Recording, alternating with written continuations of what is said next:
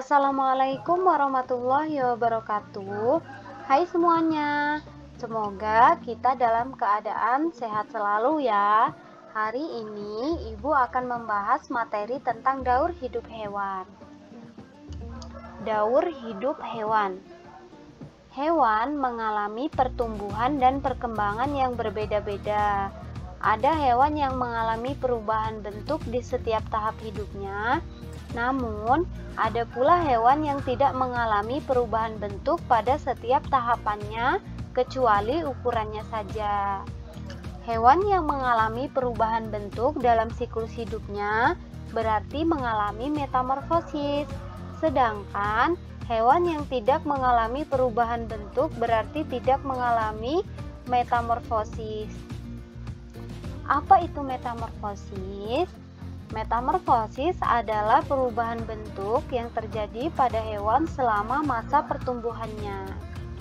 Hewan yang mengalami perubahan bentuk pada setiap tahapan pertumbuhannya dinamakan metamorfosis sempurna. Sedangkan hewan yang mengalami perubahan bentuk hanya pada beberapa tahap tumbuh kembangnya dinamakan metamorfosis tidak sempurna. Metamorfosis sempurna contohnya yang pertama yaitu kupu-kupu. Nah, fase pertama kupu-kupu dimulai dari telur. Dalam waktu 3-5 hari, telur itu akan menetas menjadi larva yang berbentuk ulat. Ya, ulat itu suka memakan dedaunan yang ada di sekitarnya.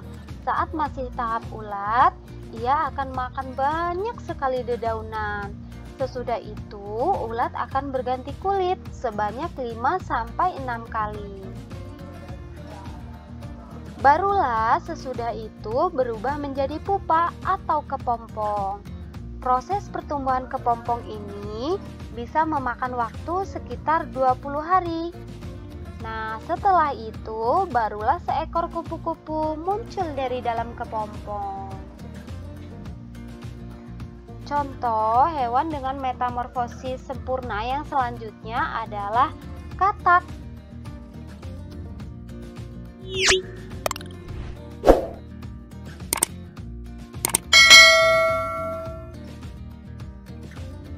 Katak ini termasuk jenis hewan amfibi atau hewan yang bisa hidup di dua alam, yaitu di darat dan di air. Perubahan daur hidup katak dimulai dari telur.